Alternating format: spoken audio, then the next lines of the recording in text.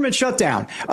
That's coming. I'm sorry. It just is. Okay. I hate to break it to you, but it's coming this Sunday, October 1st. Take a look at this headline because we've got so much to talk about regarding the shutdown. And look, here's the bottom line. How will it affect you and your families? I think that's what we really want to discuss here, because ultimately this is going to impact plenty of Americans. I mean, basically, Congress has failed to cut through gridlock and reach a deal to fund the federal government. Millions of Americans are going to be impacted if they can't reach that agreement by this Sunday, October 1st at midnight. A shutdown would impact the country's largest food assistance programs, federal funded preschool federal college grants and loans, food safety inspections, national parks, and more. But what does it really mean to you and your family? Michael Wilkerson joins us now, senior advisor at stormwell.com. Michael, thanks for being here. What do families need to understand about the coming shutdown? Because it's coming. It's coming. I think the first thing to note is this is not the same thing as what we saw back in May. There's no risk of the U.S. defaulting on its debt, not paying its debt. But what we do know, because we saw this several years ago, when you have this multiple-day shutdown, certain things get turned off, certain things continue. It's not quite like the whole government is going to stop functioning. Payrolls will still be made to a number of people. To others, they won't be. Some employees will be furloughed.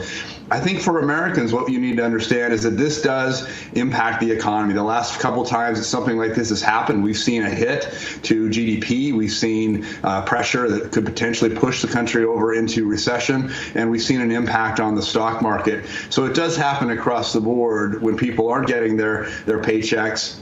And then it impacts the economy. Social Security, other kinds of payments like that will continue during this time.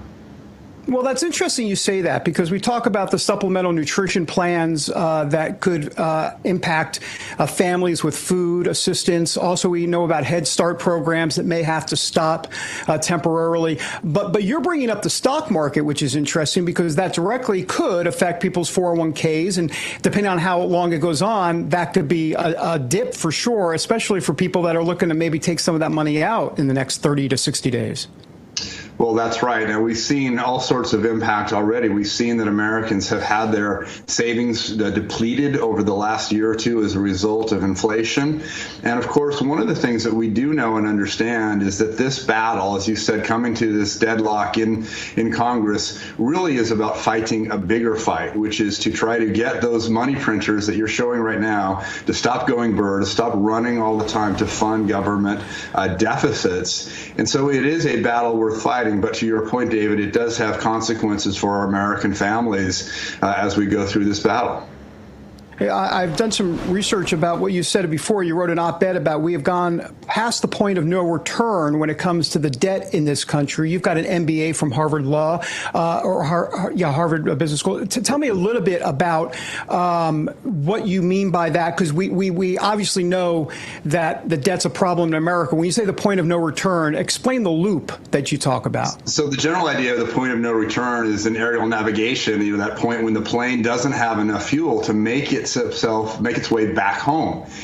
We've fallen into a similar point where we've gone so far in what I call the deficit debt inflation doom loop.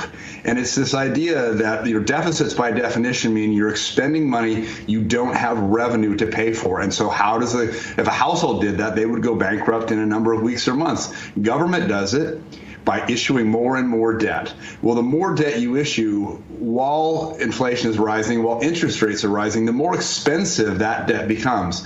So today, David, we have $33 trillion of debt, and on an annualized basis, we're going to be paying $2 trillion a year in interest costs. That creates this doom loop, because we're going to keep raising more debt to fund the deficits and even just to fund the debt service costs, which will now become larger than our defense spending.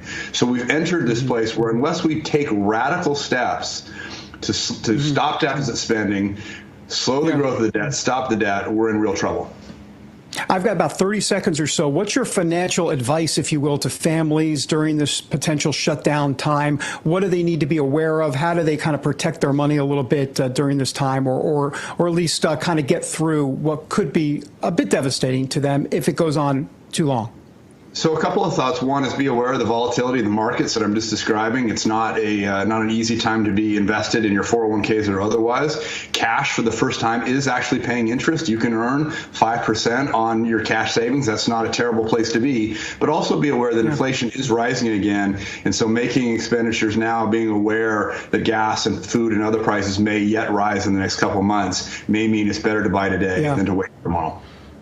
Michael Wilkerson, great to have you on the show. Thanks a lot. You're really smart. That's a good thing for us. Appreciate it. Us as in American Sunrise right here. All right, time